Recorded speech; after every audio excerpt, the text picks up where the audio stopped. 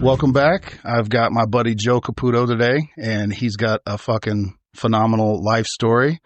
And I'm not going to overhype it right now, but Joe, I appreciate you being here, brother. Yeah, absolutely, brother. Appreciate the time. I know we've been talking about doing this for a few minutes. We're out here in beautiful LA. I know. You know what? I'm envious. This studio is absolutely amazing. And as you know, last year I was doing a podcast for a period of time and then stopped that to just focus on other stuff. So this is a great kickoff. Kind of motivating me a bit. Right, dude? It kind of, shake the cobwebs out a little bit. Do you mind? Because I've tried to describe the studio and I do a horrible job because whenever I'm like, hey, I want to show you the studio, I think people have in their mind, like, I don't know, some neighborhood studio or something like that. I'm like, no, it's not like that. It's fucking dope as shit. Yeah, I think, from the aspect of when you say studio, most people think of like all the kind of pop-up podcast studios, right? And that's actually how I record mine. Nothing wrong with it, obviously. No. But this studio is legitimately a professional music studio. Yeah. And one of the things that caught my eye right when I walked in the door was fucking a track for Dr. Dre and like just plaques all over the or all over the wall, and probably at least 200 plus plaques on the wall from every major artist that you can imagine. Yeah. You know, felt like private security walking in here. Just all these. Yeah. It's like, is there going to be like a metal detector? Yeah. What do we got? You know what I mean? Like, yeah. Yeah. And it's still a super chill, laid back vibe in here, and it's phenomenal. But I want to get into your life story because there's so much to cover. But can you just give me like a executive summary synopsis of just kind of where you grew up, how you grew up, and then we'll get into some of the other stuff. Yeah. Yeah. High levels, and at the end of the day, I think when it's so hard to talk about yourself and encompass, your entire life, I guess. Yeah. But definitely a lot of different stages. And I feel like I always tell people, I feel like I've lived many different lives, 36 years old, but I grew up in Orange County. I've lived all throughout California. So Southern California, Northern California, Palm Desert, Inland Empire, do a lot of traveling, but, kind of life stages, really rough childhood in the sense of I made it tough for myself. Divorced family, mom and stepdad had to work constantly, kind of self-governing yourself as a child growing up. I had a older sister, she's passed now, older brother, but they're focused on themselves and they were kids in their own right. Yeah. So got in trouble a lot growing up, arrested when I was 13, arrested when I was 16, arrested when I was 18, overdosed twice when I was 19. And, from there, you kind of like, for me, that was like a stage one of my life. And then really after overdosing, I'm sure we'll go into these backstories for each one of those four, because those four are in of itself long stories. Yeah. But then from there, I really kind of changed my life and really got focused into business and work. And some of that was still in play when I was using, but certainly not focused on it. So I shifted, you move addictions. I always tell people this, if you're an addict, you never stop being an addict. So I switched my addiction from, I guess crime and drugs and all of that, if you will, to business, and just became really hyper-focused on that. Unfortunately, as a result of that, I treated my body really badly. And so I gained a lot of weight. I'm a big guy in general, but I went from, weighing 300 pounds to up to 400 plus pounds. And then I think that was my next stage of life where I kind of mastered business to some degree. And then I was like, okay, I really need to change my lifestyle and focus more on my mentality and health. And then I really got into fitness and lost 150 pounds. Yeah. And that's a whole new stage of life, right? So I lost 150 pounds and then kind of rebuilt my body and put on about 30 plus pounds of muscle. And so now I weigh like 280 and I've kept that kind of frame. Range, and then that enters into a whole new, like range of life, and really where I'm kind of at now, where, my life is kind of focused on first and foremost, taking care of myself and the people who are around me and making sure I have a well-balanced life. But I think fitness became that next kind of addiction, and it keeps me very grounded. It's a very good addiction to have, but you still have to kind of maintain it. Yeah. I go to the gym 7 days a week, so people like lose their shit when they hear that. But it keeps me grounded in business and with my overall addiction. And really from there, like life has just kind of been balanced out between business, health, wellness, and really the next stage that I guess, we'll start to talk about, but I'm, exploring the option of creating a life coaching business that will allow me to potentially help other people with these multiple different things that I've struggled with throughout my life. Yeah, and we will get into it, but I just want to, at this point, because having gotten to know you, I've known you for I think almost a year, maybe a little over a year, and when I first met you, I'm like, holy fuck, this dude's a giant, and I'm not small, but people tend to think, oh, he must. I think they try to mitigate or limit the amount of effort and work that goes into it, and so just a quick synopsis from my perspective. You're like, yeah, I'm up at 3 a.m. I do my walks, and then you're very regimented in your fitness. And like you said, people are like, oh, I work out 7 days a week. They're like, oh my God, that's too much. He's got a problem. It's like, you're very smart in how you do it. You take care of your body, you heal, recover. I mean, there's a way to do it, right? For sure. And I think this is my biggest thing is like people don't understand the amount of fucking work it takes. Yeah. To want to accomplish not just physical fitness, but also business and success and stuff. And you're kind of, it's getting my mind going now because I'm like, people, they shit on like people who are wealthy and stuff. And it's like the ones that I've known who are CEOs and stuff, they're up at fucking 4 a.m. Either working or working out or whatever it is, but they're up every day and they, they're very regimented as well. Yeah. They're very structured. They're not just like, oh, rolling around free willing, trying to figure shit out. It's like, no, they have a fucking game plan. They stick to it. They grind through the hard parts. They get, I actually think in a little bit, they don't necessarily enjoy the successes because they're like, of course, that's why I did it. Now we need to move on to the next thing, right?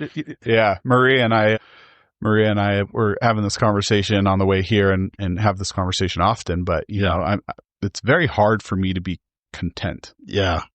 And one of the problems is because I'm so regimented, I do accomplish a lot more than probably the average person. Now I don't have business degrees. I don't have college education. So I have to be very intentional about what I set out and do. Yeah. But I've figured out a system.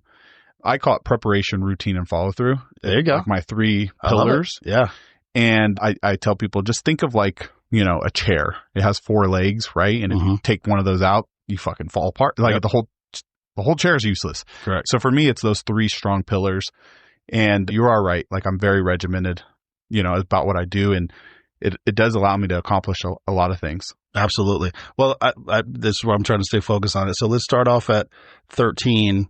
And I guess my question is, your first arrest, how did that happen? What was the nature around it and kind of what led up to it? Yeah. So my family, and I will not point blame at my mom or anybody, but at the end of the day, my mom worked very hard and still works very hard today, but very low income and divorced with my dad very young. Yeah.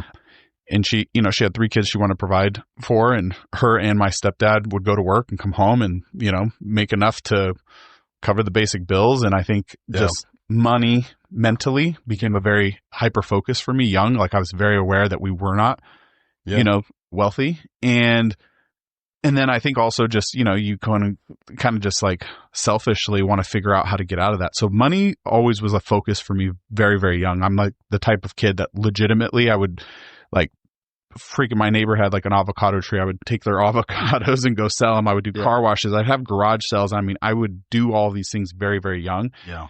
And the problem is that when you're a kid and you're 13 years old, you never really make like a substantial amount where it's like credible. Do anything for you. Yeah. Yeah. And then also like I just started hanging. I was always a very angry kid. It's hard for me. I've done years of like therapy and it's hard for me to tell if that was like because my parents were divorced or like what it really was. I think ultimately I just wanted attention. I think that's probably what I would say the most is I just wanted attention.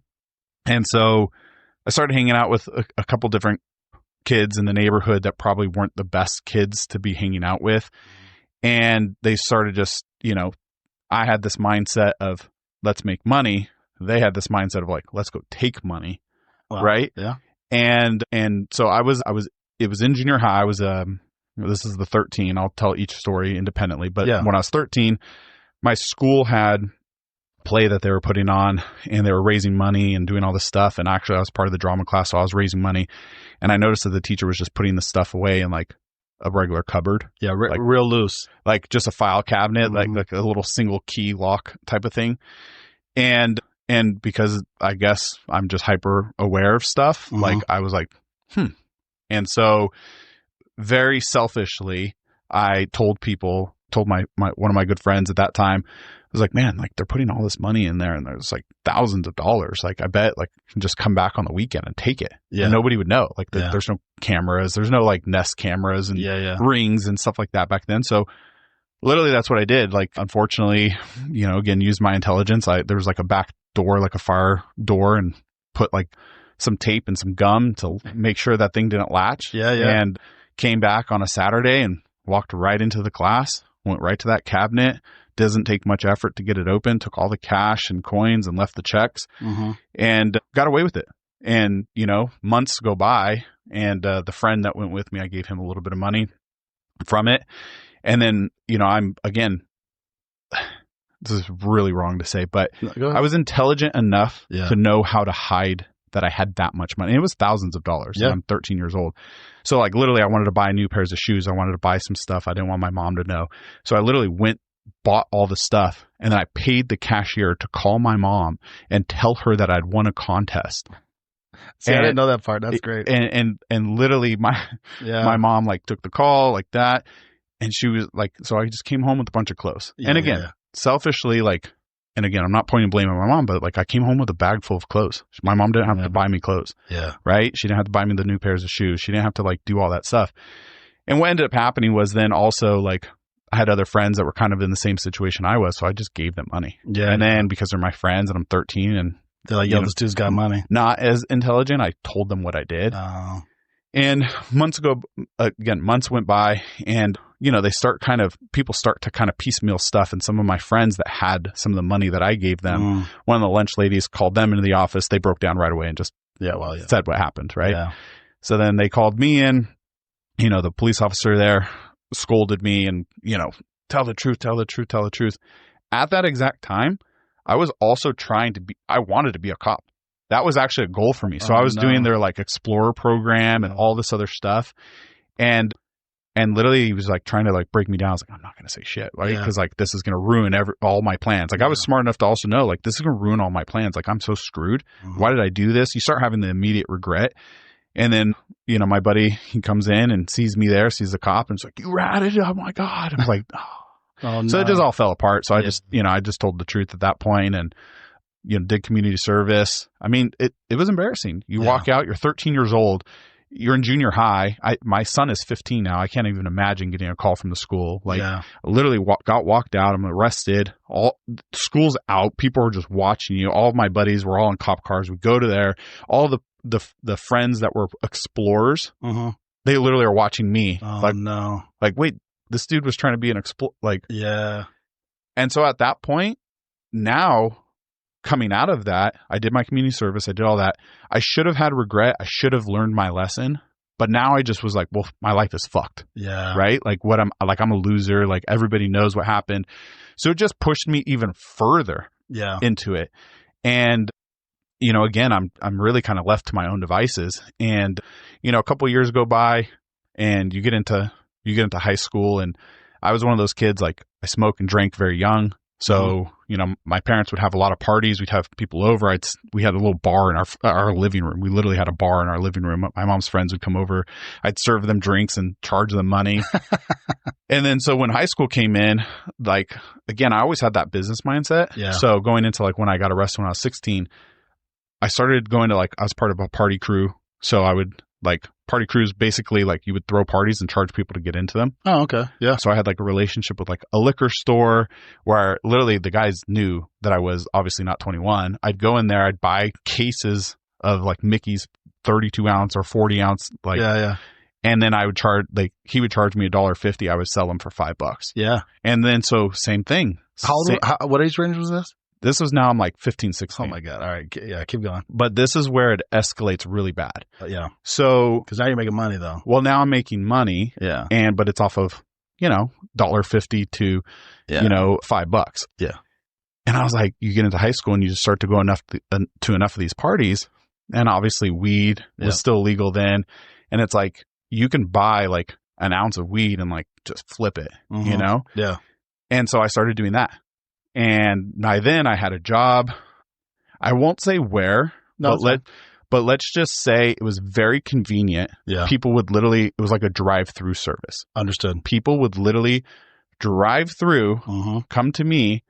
I would give them their whatever, their bag. Yeah. They would give me cash and then they would drive off. Yeah. Versus all the other kids my age were like hiding it in their backpack, taking like 1 little gram to school and like, here you go. And yeah. And so that escalated and that started to build up. And then I went to this party and these guys caught me selling and they were like, what are you fucking doing here? Now these guys were selling coke. I wasn't into that at that time. Yeah. And they basically applied a lot of pressure to me. And I was, again, smart enough. I was like, listen, man, like, why are you guys giving me shit for selling weed at your party? And they're like, because we're selling coke. And like, this is the money that we're making. I was like, well, wait a minute. Yeah, no, I don't want to do that. I want to escalate this. Yeah. So we kind of fell into this arrangement where then I started doing that. They were my suppliers and I was doing that. And when you get into that world, that's a different world, a completely different world. Yeah. And now I'm showing up to parties and people are, you know, like, I never carried a gun or anything of that nature, but I would definitely get into fights with people over dealing. Yeah, yeah. And you were a big kid though, right? I was a big kid. Yeah, I was probably 6'2", 6'3", kind of in that kind of range, 250 at that time. Yeah, maybe you're getting big. close to. So I started buying knives, brass knuckles, switchblades, things of that nature. And again, not really like thinking much of it. Two very different worlds, but I had all of these in my car. And one day I'm driving home and I get pulled over. I'm 16. I get pulled over and, you know, the cop was like, you know, let me see your driver's license. I think I like ran a red light or I was speeding or something like that. I don't even remember what the original was. Yeah. Now I opened my glove compartment and the car I had at that time was a Nissan Altima. This is also a funny story. I know. This is also a funny story because I don't want to downplay, but I also don't want to glorify. Yep. But I was working a day job, but I was making all of this additional money. So my mom thought all my money was coming from my day job. Yeah.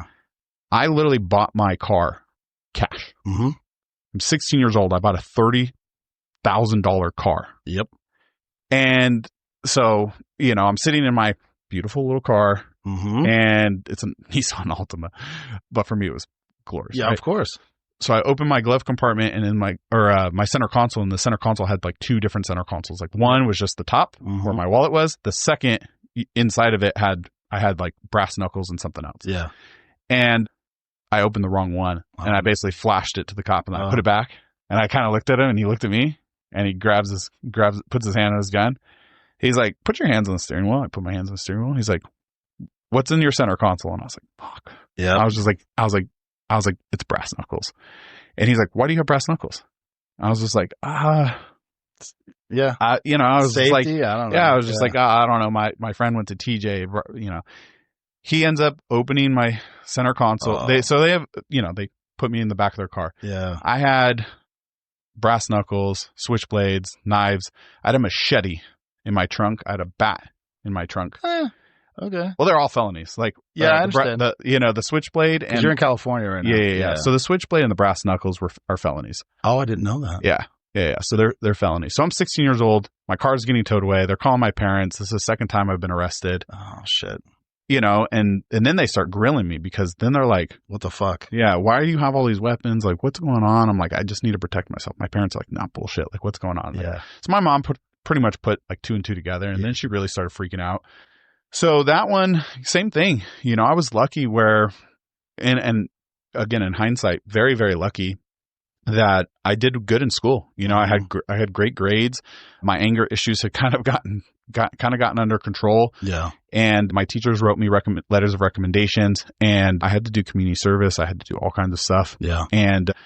But you know, you get used to making that kind of money. And I was like, man, like I can't get in trouble for this shit again. Yeah. Like I really can't. So, and again, the cops were drilling me on like what was going on, because just the math wasn't mathing. Yeah. You know what I mean? Yeah. But then I got used to making that money. Yeah. And I was like, God, like, what am I going to do? So call it entrepreneur mindset, call it stupidity, call it whatever you want. Mm-hmm. But over the next 2 years, I built out this like kind of like a theft ring. Oh shit. So you switched gears. So I switched gears because I wanted to continue making money. Yeah. So I switched gears and came up with this like program with a bunch of my employees. Well, a bunch of my friends. Yeah. Worked at a Target and Walmart and where most teenagers work. Yep. And I figured out this is when CDs were really big. A lot of like iPhones and other stuff, iPods, all that stuff was just coming out. Yeah.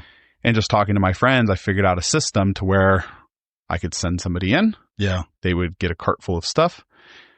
They would be working during a period of time that somebody else was working security, and they would walk out. Yeah. And basically have a shopping cart full of stuff. Yeah. And then I was the organizer where I would essentially have people like kind of like a list of what they wanted. And then I would go and sell it to them. Okay. Yeah. So at this point, I had also started using. So I was smoking. I started doing heroin. I started doing crack. Wow. Like just this whole party frame. Yeah. Really kind of got me like just into everything. Yeah. Right. And so to me, it was just like a really bad period of time in my life. Like I'm telling you, like this was a stage 1 in my life where it was like crash course. It was just like, I don't know why I chose to do those things. It just somehow started happening. Yeah. Right.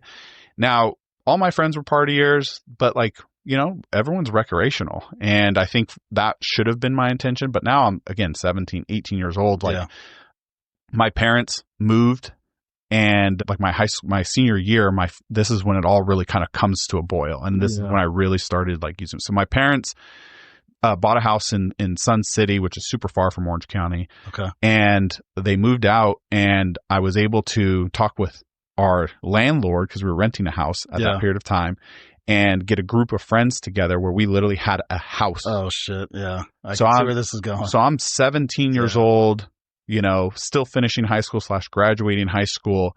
And I had this house, I had a party crew, I had all this loose income. Yep. Right. And so, yeah, dude, I would literally go to work 3 to 11, get off work, party till like 3, 4 in the morning, sleep, check in on my like little day business. Yeah. And then go back to work. Oh my God. And so I started using. My friend at that time passed away, and that really like drove me over the edge. Yeah. He passed away. He was 18. Another best friend of mine passed away when he was 19. So I really just got into like anything that would numb my pain. Yeah. And so now I'm not thinking clearly. I have this stupid business that's not really a business. Yeah. Right. But it's helping me financially. And one day the people who were supposed to go and do it were like, hey, I can't go. And I was like, oh, fuck. Yeah. Well, like, I had a routine set up, right? So I was like, I need to like do this. Yeah. So I went to go do it myself. Turns out it was a whole setup. So they had finally figured everything out. And so the security person that I had working that day wasn't working that day. But they were texting from his phone. Yeah. I went myself. I put all the stuff together, went to go walk out, and like 6 security guards basically jumped me, and the police were already there, ready to go. And it was probably the best thing that ever happened to me. Okay. Because I'm 18 now. Now it's real. There's no more like when I was 13, when I was 16, it was slaps on the wrist, having teachers write stuff. Is this what you want for your life? Yeah. So I got into a fight this is actually also what saved me. The security guards grabbed me, and I put on a fight, and it was 5-on-1, and it turned into a full-on fight. They ended up breaking my big toe, or not breaking it, but they like stomped it out. Yeah. And it like completely ballooned up. That actually was all on camera. And so I went to jail, big boy jail. Went to county, was there for 3 days. I was super embarrassed. I didn't want to call anybody. They towed my truck. By this time I had also got rid of my Altima. I got a freaking Nissan Titan at 18 years old. And so again, it was just like everything kind of like exploding. Yeah. You know what I mean? It was like, I'm sitting there for 3 days. I'm like in jail, like looking around, like, is this who I'm going to be? Yeah. You know what I mean? Like, I know people will sometimes say the system doesn't work. Like, to me, the system fucking worked. Like, yeah. I was sitting there, third time being arrested. Now I'm with, like you walk in, like, dude, I was scared. Like, I'm a big dude, but I was fucking scared. Fuck yeah, dude. But stripped down, butt naked, cough, get in here, walk in.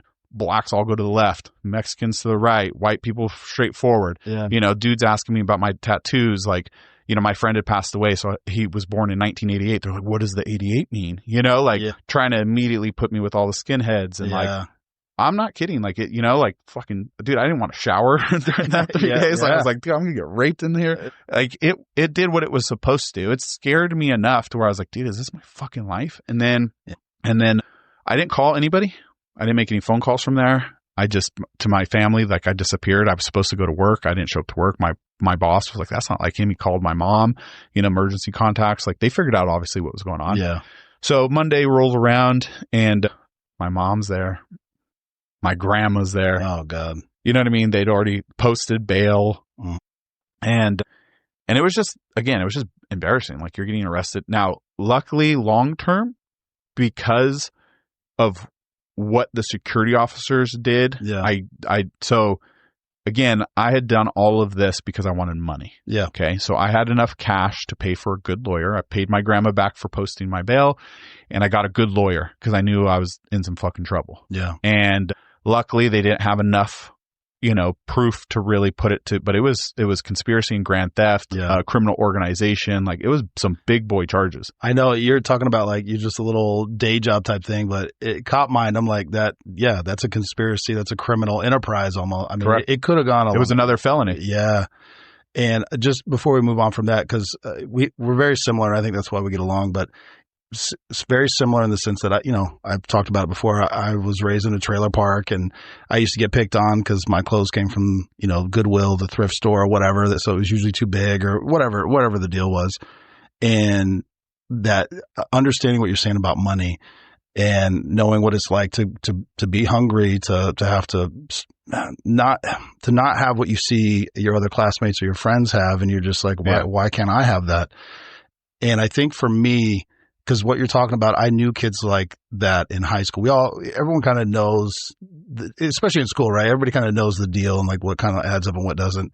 And I was always on the outside and I knew what was going on. I think for me, I always say it was my grandma and my grandfather, praying over me and, they would always call and check up on me, and sports also helped me because I very easily could have slipped into that as well. I had many friends that when I graduated high school, a lot of them are dead now from either overdosing or in prison.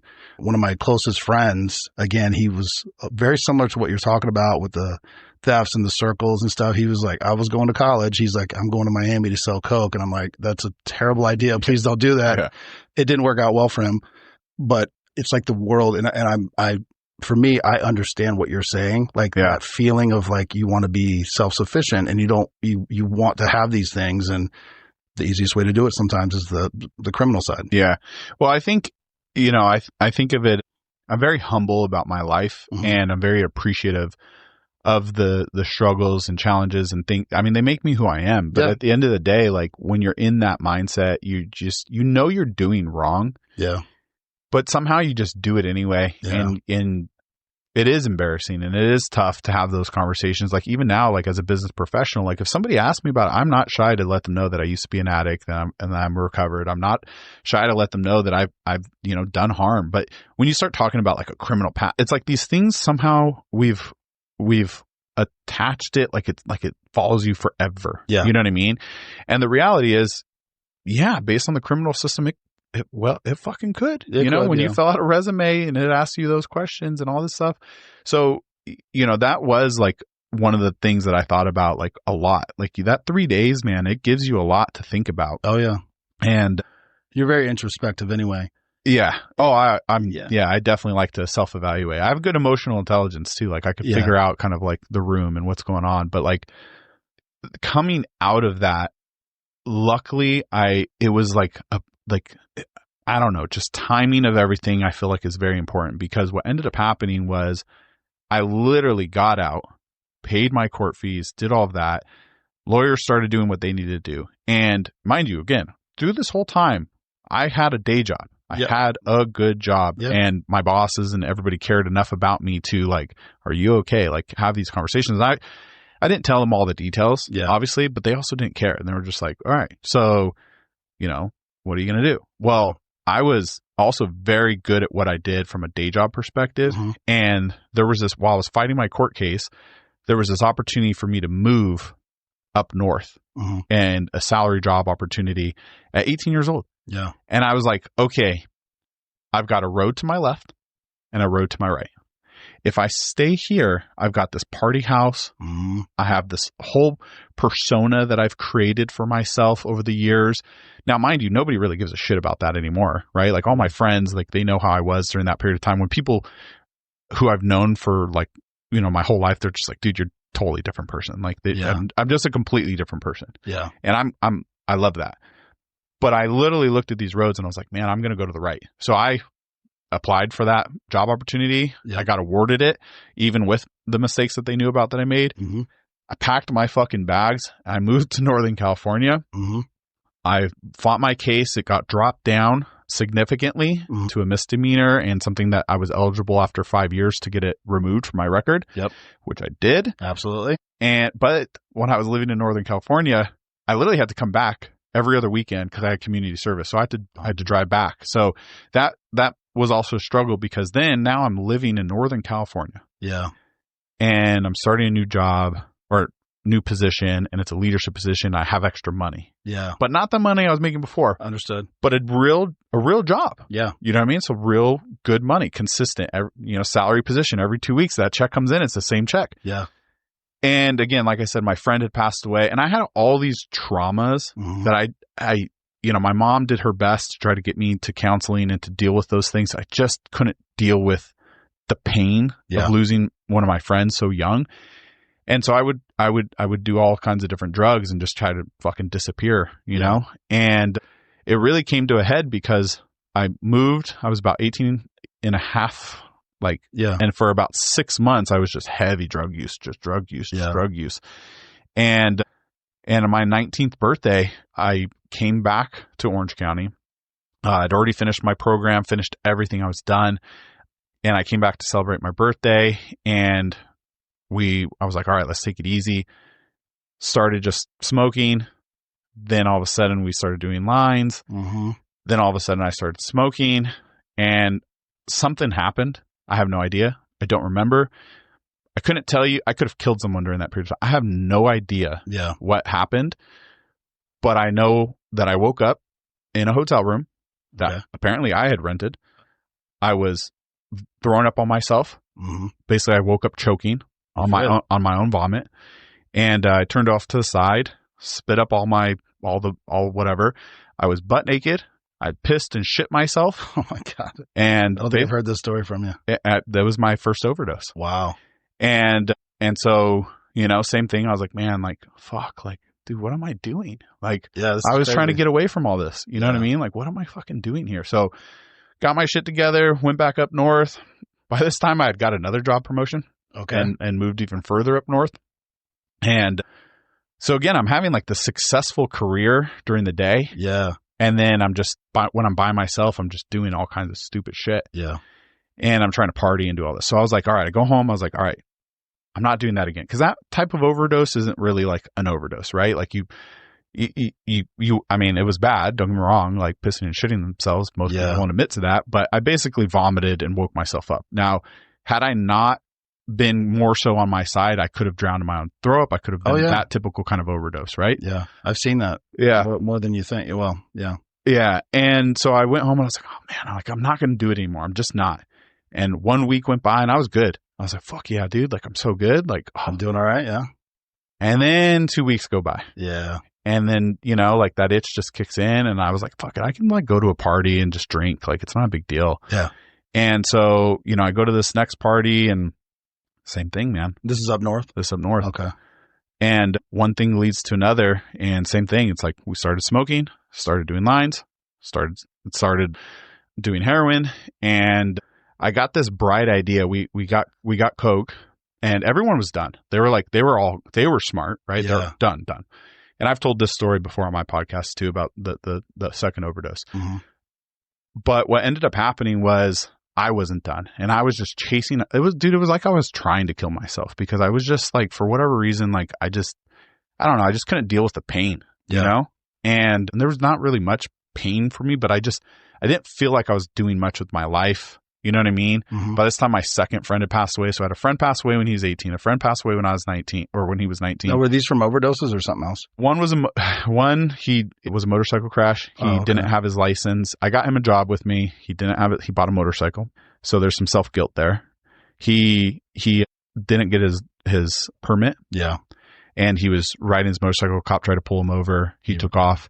He had his helmet Parised. So he didn't have his helmet on all the way or buckled. And a truck saw that police were chasing him. So they pulled in front of him, slammed on the brakes. He hit the back of the truck, went into a coma for 4 days and passed away. That's rugged, dude. The other one went to a party, left the party, and fell asleep while he was driving home. Oof. And crashed his car and, passed away. And I'm sorry to get off topic, but I've had some similar stories, not the motorcycle one, but I've had friends that made it through all that, what you're talking about. And then I've had friends where it's like unlucky, grace of God, however you want to phrase it.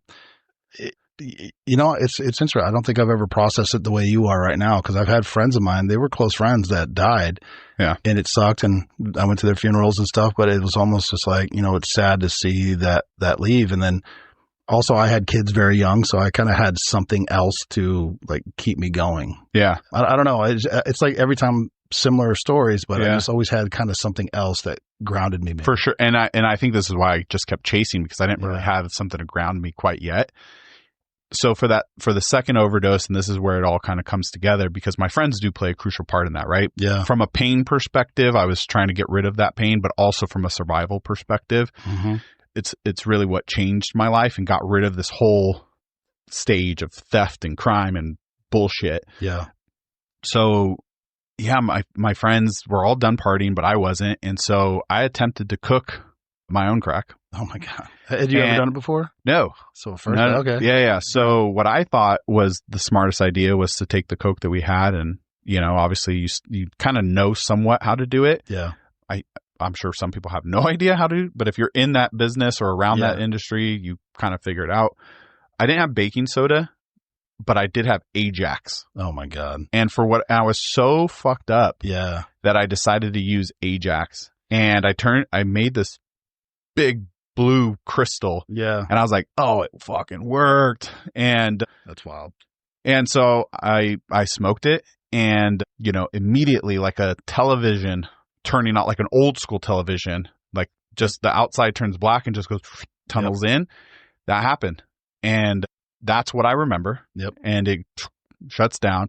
I don't know if my heart stopped. I don't know if I just got super, super, super high and just passed out. I have no idea. Yeah. Ultimately. But to the people that were there, I died. Oh, wow. And they freaked out. Wow. So they took my body and they dragged me down these stairs that they had into like their little carport. And it was basically like a garage / carport. And they dropped my body there, and they went back upstairs, and they were freaking out. And two of the guys are talking about what to do with my body. Oh my God. So I in this process, I wake up. Okay. Just like the television went off, like all of a sudden, the first thing is I start hearing stuff, and it's like painful, like almost like a loud, sharp pain in my ears. And I start kind of hearing like double echoing. And then I feel the pain in my chest. Jesus, bro. And so again, I don't know if I had a heart attack or what happened, but I felt a lot of pain in my chest. And so I remember grabbing my chest. It's pitch black. And so I don't really see much. But then I just start hearing my friend. So there was two friends talking about what to do with my body, and there was a third friend just crying his eyes out. Yeah. And where this was, there's like, it's kind of like a college community, and there's like a bunch of these marshes, like swampy kind of area that they could literally dispose of me if they wanted to. Now, do I think they actually? You hope not. You hope not. Do I think they actually were going to do that? No, I don't think they were. Jeez. I think they were just like so scared that they were just trying to figure out how to like get out of the situation. Yeah. So they talked about maybe throwing me in the marshes. They talked about cutting me up. Oh my God, bro. And, you're listening to this? Yeah. And I'm trying to gather my strength up. Yeah. And then they made the more logical decision. They're like, we should just drive him back to his apartment and leave some of the drugs there. And so at no point somebody's like, we should take him to the hospital. No, never. Not one time, dude. All right. Not fucking one time. Okay. Not one fucking time. All right. So that was what they were like, we should let's put him in the car, let's get him to his house, throw him in his bed, leave the drugs on whatever. There. Yeah. And somebody will find him. Now the guy who was crying was like my roommate. So he would have had to have been the one to call the cops. Like they should have known like that all wouldn't have worked out anyway. Yeah. But I wake up and now I'm just fucking mad. And I go up the stairs and get into a fight with these guys, like destroy their apartment, get my friend, and we go home. See, I think that's justified your response, bro. Yeah. I mean, the story you're telling me is wild. That's holy. I don't know what I would do if I heard my friends talking about my body like that. Yeah. Well, again, this is where I feel like my whole life really changed, because then I got home and hold on, let me ask you that. I never asked you this. At any point, did you go to the hospital? No. On either one? No. You just said, "Oh wow, that really." I got lucky on that one. Holy fuck. Dude. Okay. No. I'm sorry. No. So I get home, I go into my room, and I had a calendar, and I go to the date. I'm like, I'm fucking done. The second overdose, I'm fucking done. Yeah. It was 10/14. I circled the date, the 14th. That's actually when my first friend passed away. Now, the crazy math on this,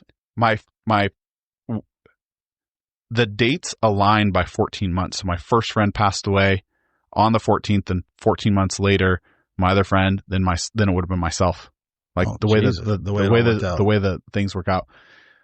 So for the next 3 days, I go through full detox. I go through and rough. You know what I mean? Can you describe it just a little bit?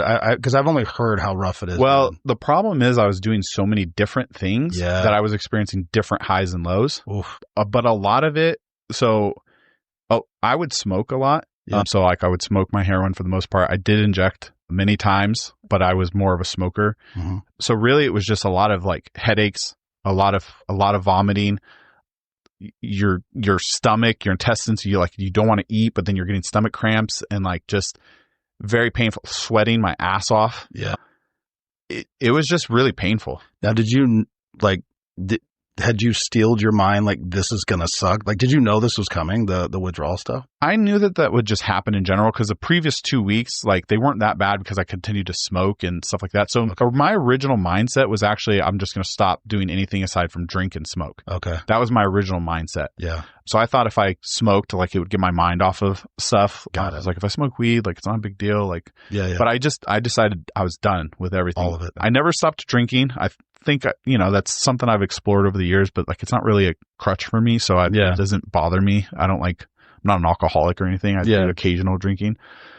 Sorry, I got off topic. No, dude. It was the best thing that could have ever happened to me, because once I got through that, all the people that wanted to hang out with me disappeared. Yep. So all the bad noise, all the things. So one, I had motivation, because one of the things during that 3 days that really saved me was I literally was like, what a fucking piece of shit friend you are. These are two dudes that you grew up with. Yeah. They had no choice in their loss of life. Yeah. You're poisoning your body. You're I literally had I went to their funerals. I saw what their parents went through. I saw what their family went to. Yeah. And I literally was like, fuck, man, my mom would have experienced that. Mm-hmm. You know what I mean? After all the shit I put her through. Yeah. You know what I mean? Getting arrested, just her working her ass off for fucking $20 an hour or whatever the fuck she was making. I say $20 an hour. You know what I mean? Who knows? Yeah. Yeah. It just gave me such a perspective, and I just kept thinking about their parents and thinking about them in their coffins and thinking about just they had no choice. Yeah. They were gone. Dave talks about Tarbox. He talks about that as well. The impact when it finally hits you, what you're talking about, very young too, dude. 19 years old. And so for you though, you had this other successful side. So it's you knew you could do it. Dave talks about it because he didn't have that other successful side. It was just, everyone just kind of treated him like shit, or, his friends. But when he would go to prison or when he went away for a while after the bank robberies and stuff, he goes, I realized who my actual, like everybody left me. Nobody would contact me and nobody would help me. And he's like, it took him a little while, but he's like, fuck those guys. He goes, these were my friends. Like I grew up with these people. We did a lot of shit together. Yeah. I thought they were my boys, like my friends. And he goes, and they fucking completely abandoned me. Act like they didn't know me. And he calls it geographic rehabilitation. He had to just leave the area to get away from them. But same thing, anger, depression, all that stuff going on. But he was much older. Well, he was like in late 20s, but you're dealing with all this shit and you're like, 19, 20, fucking. Well, and that's why I tell people, I mean, my son's 19. I'm like, holy fuck, I couldn't imagine. Dude, every time. You've already lived like 3 lives. Dude. Every time. My daughter just turned 20 yesterday, and when we had dinner, she was telling me, she's like, I just realized like I'm the same age that you are when you like started raising me. And I was like, yeah, I didn't know shit. Dude, it's wild. But yeah, you don't know a fucking thing. No, same thing. I look at my son, he's 15. I'm like, I couldn't even imagine 2 years ago getting a call that he was arrested, or like a year from now he's getting arrested again. Like just, I can't imagine it. So that's why I mean, like I can, because I have good emotional intelligence, I'm hyper aware of other people's, like I can put myself in my mom's shoes and be like, whoa. Like, fuck, man, that must have been so hard for her dealing with all the shit she's dealing with, all the other stresses that just life brings you in general. And then you got to deal with worrying, and I'm my mom's youngest. So like just the fear, right, of like, what's going to happen to my kid. And it's odd because, you have 2 kids, I have 2 kids, and very similar-ish backgrounds, obviously not quite to the extent that you're talking about, but you think about that from a parent's perspective and imagine your son was dealing with this and you didn't have any idea, right? Or you couldn't see it. And then you find out, you're like, holy fuck, like the way it would make me feel as a parent. But then also, and I don't wish what you're talking about on anyone, the lifestyle, but I think you're talking about, you can read a room. Yeah. Because I'm realizing this for myself as well now that I'm in my 40s, but it's like you can read a room on the criminal side, like, ooh, something's off here, but also business side, you can also read a room and like where the move, you know what I mean? Like it kind of exposes you to things and opens you up where a lot of people don't have those experience. And I don't wish for people to gain experience the way that you're talking about, but it does make you much more aware of like what's going on and how to read people. There's a funny song that I like listening to, and it says 100 bad days leads to 100 interesting stories. It makes me interesting at partying. Yeah. And so like at the end of the day, like, I mean, am I happy that I went through all of that? Like now I am. Yeah, absolutely. Because I feel like it gives me a completely different perspective that most people don't have. Yeah. Now, if I would have stopped there and like literally overdosed and died, and like that's the memory that everybody has of me, is like this fucking sad story. Delinquent kid getting arrested a bunch of years and then, overdoses and that's how my story ended. That is a motivator for me, which enters the next chapter, right? But I now, because I survived through that, because I overcame that. Yeah. It gives me a lot of motivation to move forward. And when I see it also humbles me, because when I see other people who are not in a good position, I never look at them and think, well, that is exactly who that person is. That person is a piece of shit. I'm like, well, that person might be that position right now. Yeah. That guy in 5 years from now can be a completely different person, or girl, or whoever. Like, I never judge people based on their current situation. See, I had to learn that. I really didn't learn that till I became a cop in Florida. I told the story yesterday, but again, I grew up knowing about that, but not in it. And then my world was like college and sports and then banking and all that. And then I became a cop, and I found myself after a couple of years, like I'm having conversations with prostitutes, homeless people, stuff like that. But you learn that like just because of their situation, it doesn't make them a bad person or a piece of shit, right? You start to learn about what's going on and how it impacted them. And I have a lot of respect for you and then other men in my life that have gone through similar instances, but they're willing to talk about it. They're willing to talk about, like, again, not to glorify or anything like that, but like, this was fucked up. This is what happened. This is why it happened. This is what I'm doing to get past, and then the ability to get past, to move past it and not be embarrassed by, well, let me rephrase that. Acknowledge that it was embarrassing, but like, it doesn't define you, right? Yeah. And I have friends of mine who have similar instances, and all they want to do is they just want to like put it in a black box and they don't want anybody to ever know. And I'm like, bro, like, you got to kind of like it will come out eventually. People know. Yeah. And again, I'm not telling anyone how to live their life, but I have nothing but respect. And you talk about therapy and stuff like that. That's another thing for me. I mean, I talk about it now on this podcast, and I have a lot of people on here about mental health and dealing with these traumas. But again, dude, like I'm sure you know, there's a lot of men, not just in law enforcement and military, but in a lot of professional careers. They don't want anyone to know about anything they're dealing with, and they are like, I will never see it. Like voodoo, witchcraft, mind magic, and I'm like, bro, you're dealing with a lot of shit. It could help you. Yeah, yeah. I think ultimately, again, we like to put on facades. Oh yeah. Everyone you meet has layers. Oh yeah. And like I said, when someone meets me today, their perception of me is based off of who I am, how I present myself, what I'm doing. Yeah. Whether it's business or health or wellness, like whatever it is, that's their perception. And as they get comfortable, they know who you are. And then as they find out these other layers, they're like, wow, like, yeah, like, you know, they're a little bit sometimes more impressed, or like, then now they start opening up and sharing their experience. And every single person, I guarantee, has these layers. I know so many people, like you said, that just box things up and put it aside like it never happened. And it's like, that's not how you get through things. And it's okay, because guess what? Everyone you talk to has a story. Yeah, no, 100%. And it doesn't matter what's in their bank account. It doesn't matter what their job title is. It doesn't matter what they're wearing on their back or what car they're driving. Every single person has a story and how they've gotten there, what they're dealing. Everyone has something they're dealing with. Yeah. Everyone has good people in their life. Everyone has bad people in their life. Like there's just we're just interesting. Yeah, you know? Because again, I've talked about it before, but I've talked to my kids, and I always hold myself to a standard. When they turn 30, I'll know if I did a good job or not, because some stuff I never wanted them to think, hold me on a pedestal, like I just live this, I don't know, whatever, super clean life. So I've told them about the mistakes. I've told them probably when they were too young, but I'm not telling anybody how to parent. And I'm like, no, I fucked up a lot. I've learned a lot of fucking lessons the hardest way possible you could ever learn them. I don't want you to do that.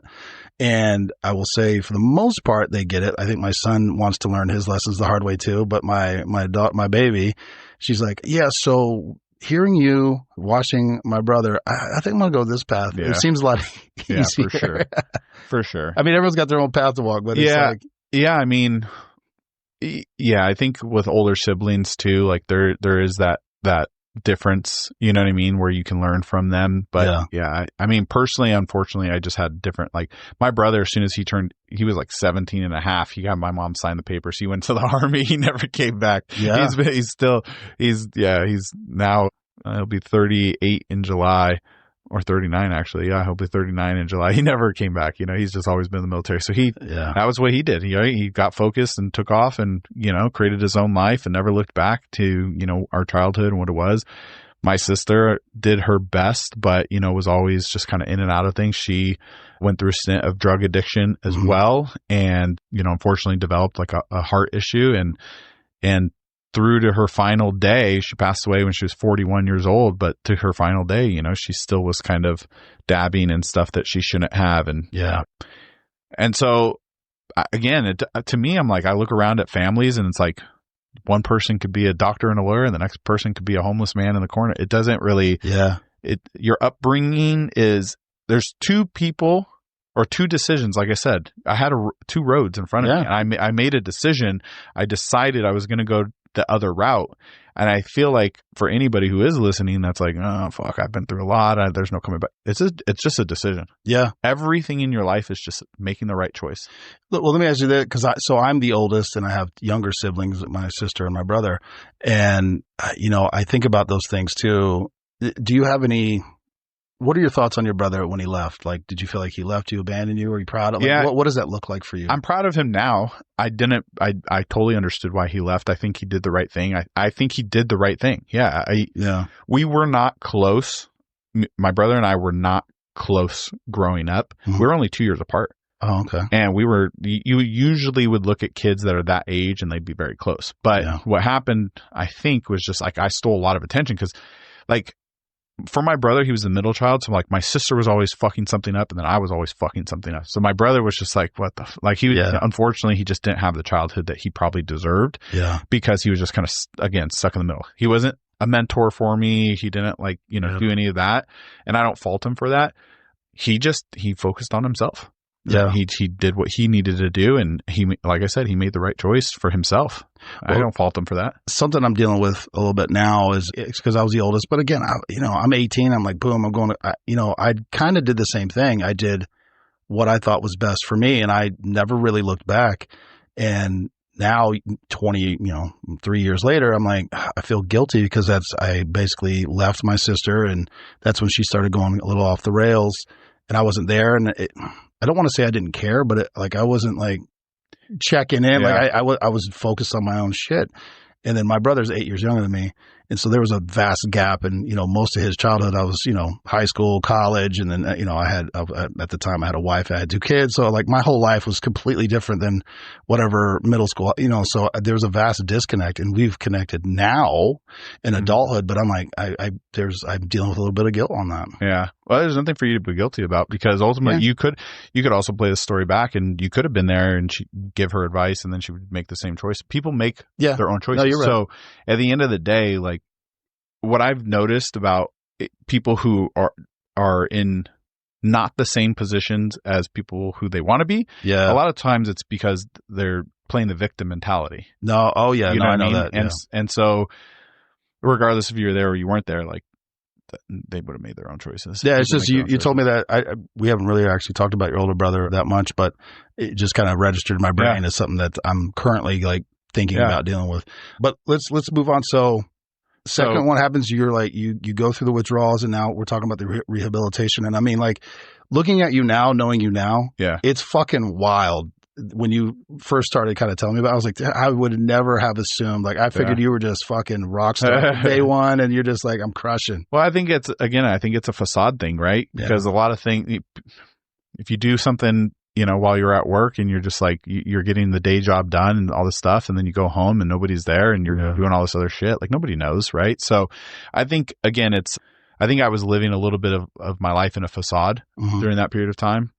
And then I carried that over to the next. So I wanted to be successful. I've always wanted to be successful. Yeah. And I've always, again, from a young, like, age, business, I'm clearly good at it. Yeah. I mean, literally selling avocados, having garage sales, creating these little, while they were wrong, enterprises that generated enough income for me to do all this other stuff.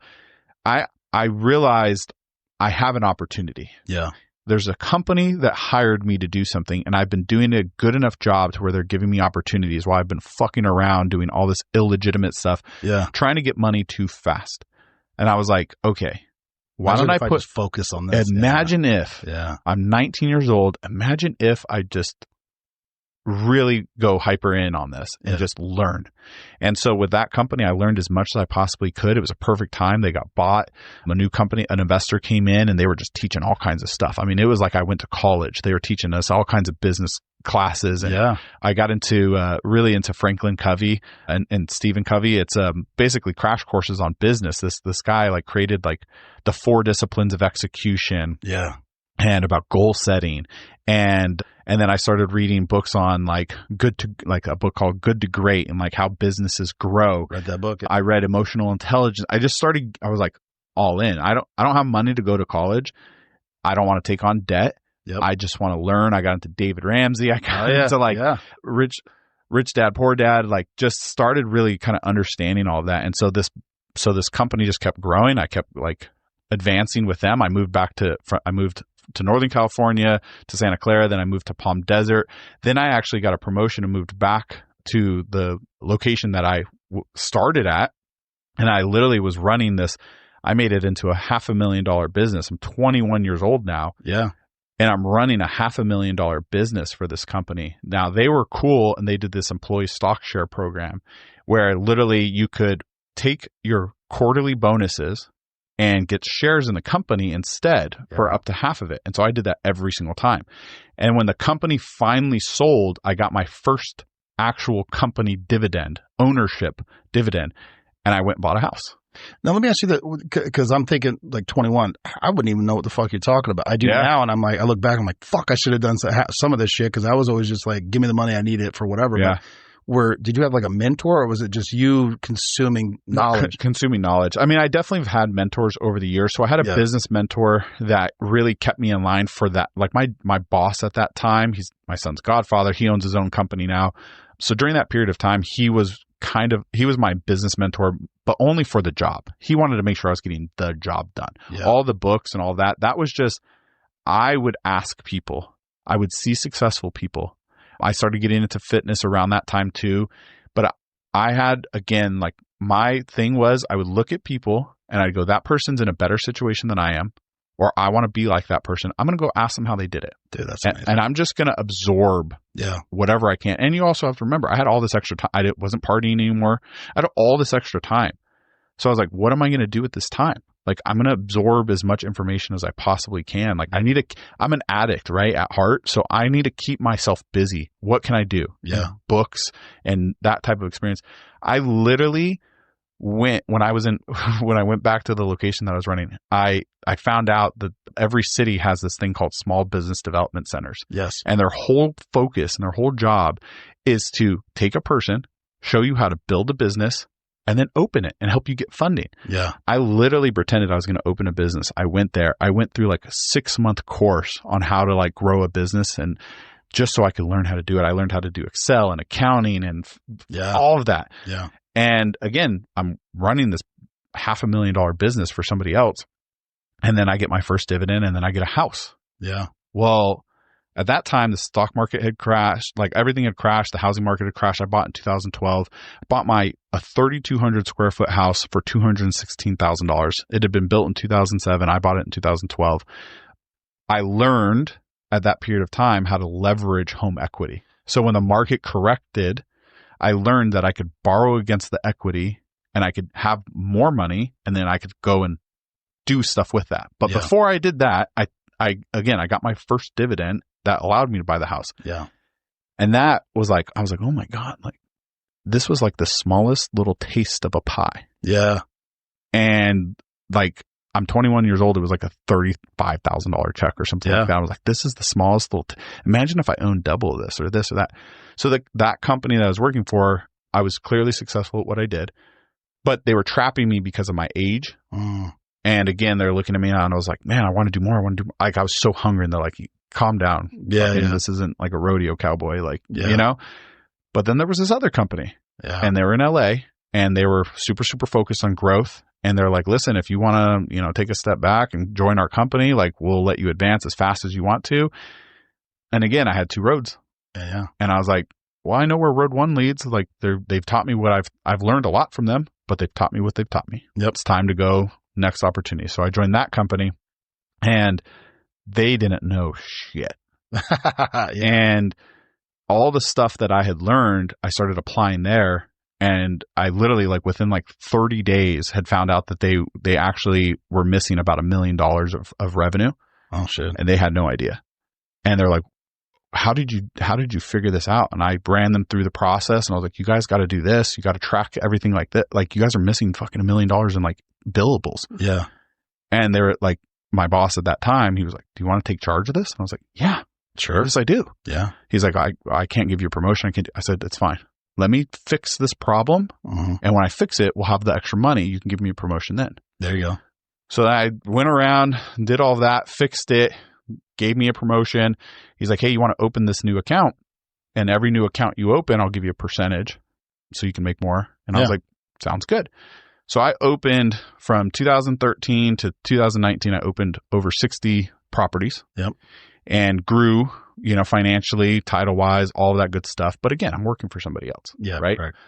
And also during that period of time, again, now I started to understand how a business grew, but I need to learn culture. I need to learn how to like really maintain all that.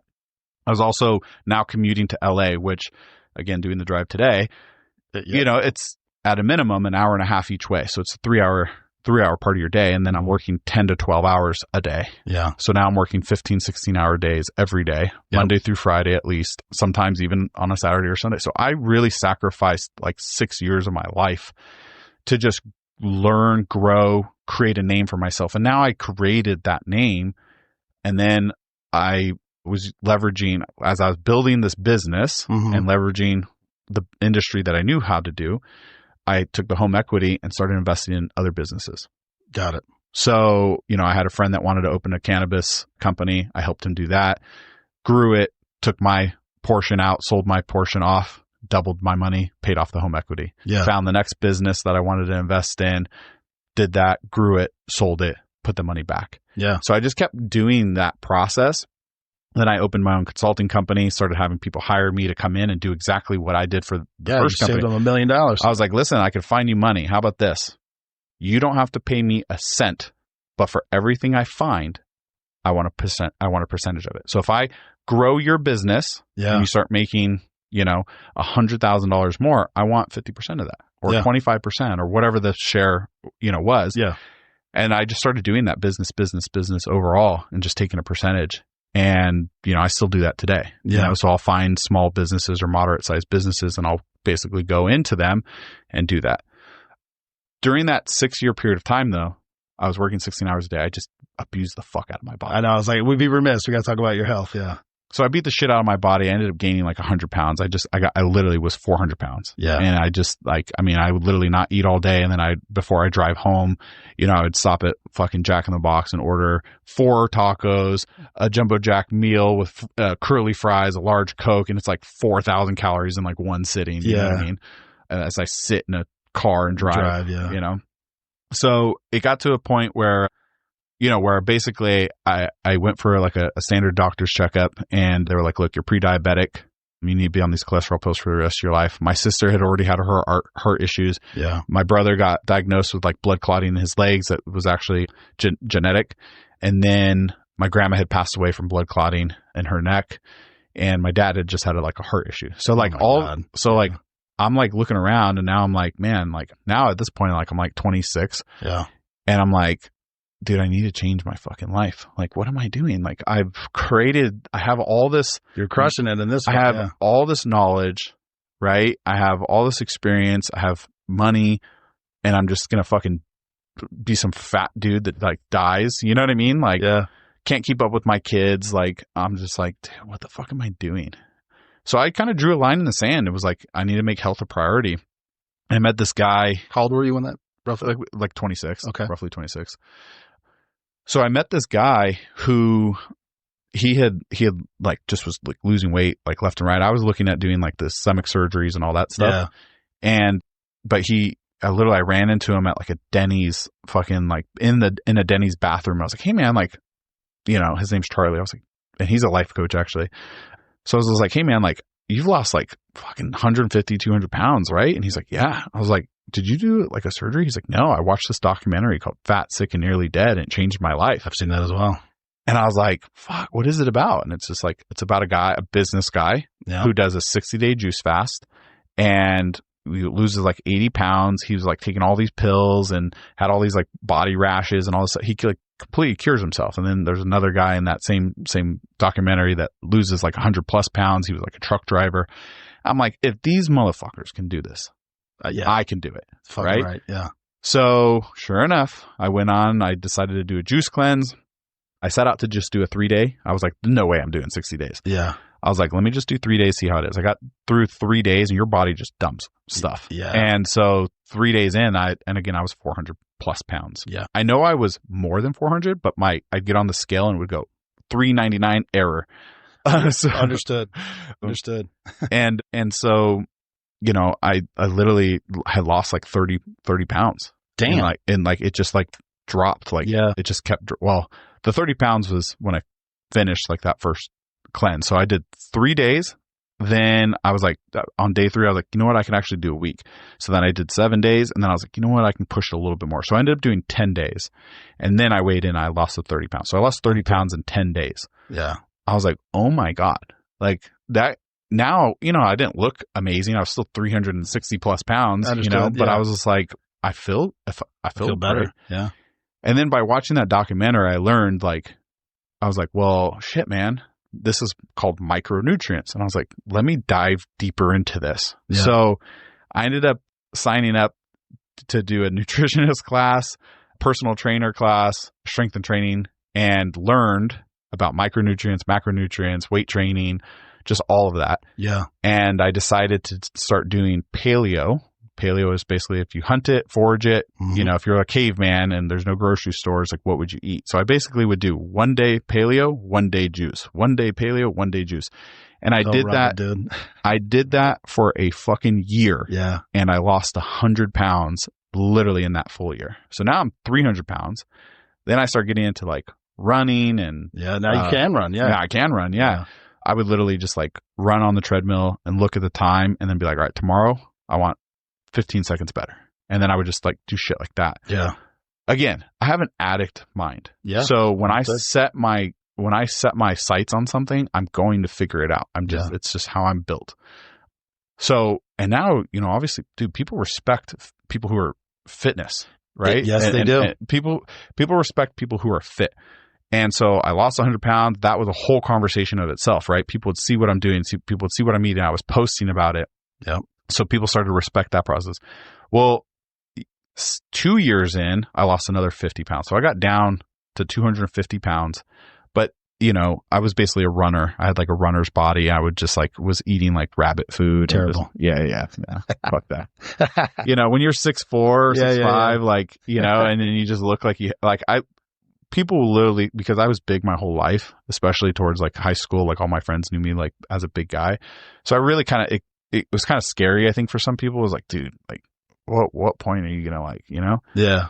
So then that's really where the other side kicked in, where like weight training and strength and conditioning really took place. And then I started really understanding that.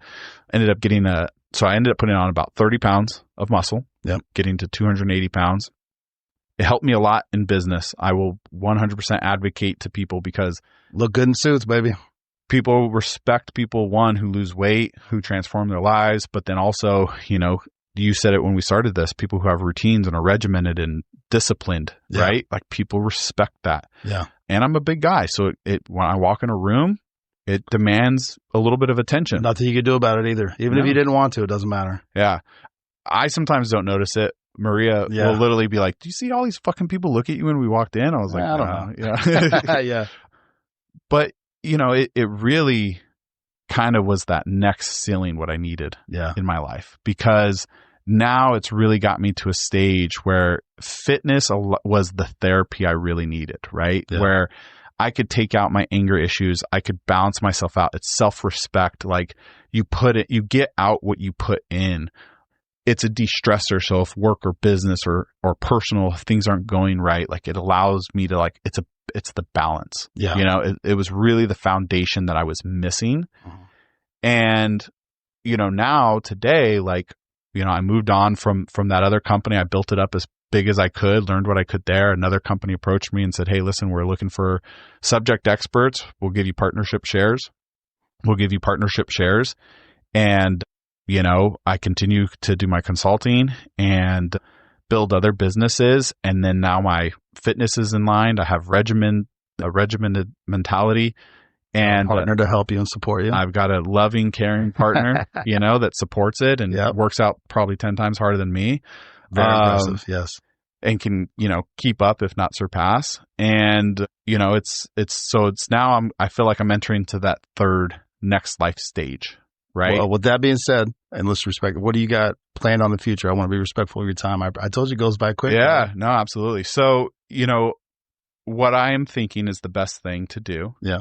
Knowledge is the one thing that has helped me and been able to teach me a lot to then ground myself. So I feel like the most respectful thing to do would be to pass that on. Yeah. So I think I need to write a book and come up with a good format to where people can digest those learning lessons and experiences from my years, that, you know, preparation, routine, follow through kind of process. And I want to do that because I could pass that on. And again, not from a business perspective, but even if it doesn't make $1, I just want to be able to pass that knowledge on if somebody wants to pick it up and learn. Yeah. And then the next stage, I think, you know, again, is people are always asking me for advice. Yeah. And I love sharing and I love doing that. But it's challenging to do that if you have a lot of other things going on and, you know, you want to be respectful to yourself and to others. And so I'm looking at building a life coaching site that people can subscribe to. And as part of that, there's different levels that they'll be able to get some one-on-one coaching. Yeah. So I can help find where they're at Yeah. and help them get to where they want to go. And I feel like because of my experiences throughout my life with addiction, with fitness, with business, I feel like I could help balance them out and wherever they're at. Yeah. And then also put them in some group classes so they can gain some knowledge and experience from other people who are going through different things. So to kind of bring some people together.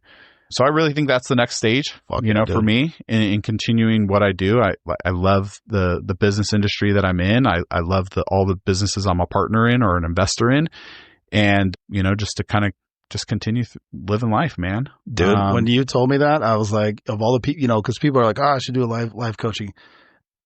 I've seen you and worked out with you, and complete strangers will be like, hey, they'll just, I don't know what, it blows my mind because you're a big dude, you're grinding, but they feel whatever it is, or you put off, they're like tapping you, hey, can I ask you a question? And you're always very generous, let me finish my set real quick, but you always give that time. But whether you wanted to or not, I think it was inevitable for you. Yeah. And my only other thing was like, you need to restart that podcast, brother. Because again, not just your stories, but the advice and stuff. I know it's hard. Yep. Especially if you're just going to be talking by yourself. I've done a couple and I'm like, it feels awkward and weird, but brother, your experience, your life, and then how you keep grinding in your mindset. Once again, I have nothing but respect for you, your openness, but also your grind and your drive. And the college thing doesn't fucking matter, bro. For sure. Yeah, you fucking surpassed anything. I went to business school, for those who are wondering, and I've learned more talking to Joe over the last year and shit that I'm like, I don't even think they fucking taught me that shit. I don't even, because the books don't teach you how to do it in practice in real life. So, brother, I appreciate you. I thank you. I told you to go by quick. Oh, yeah. Anything you want to leave with? No, just, you know what? Again, you're always going to be faced with two roads. And it's your decision to make. So, for those of you that might not feel like you're in the best position you are right now, all you have to do is make a decision and get out of it. That's it. Dude, I love it.